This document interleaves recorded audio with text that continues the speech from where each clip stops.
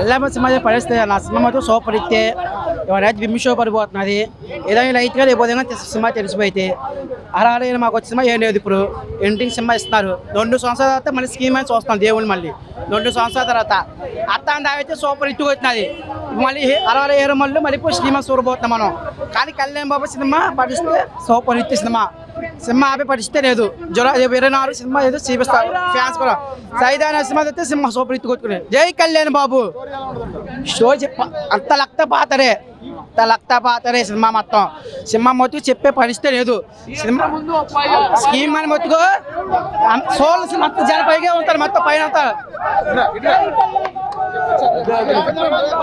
Theatre ముందు 10 అంబులెన్సులు, ఓజీకి అయితే 20 అంబులెన్సులు.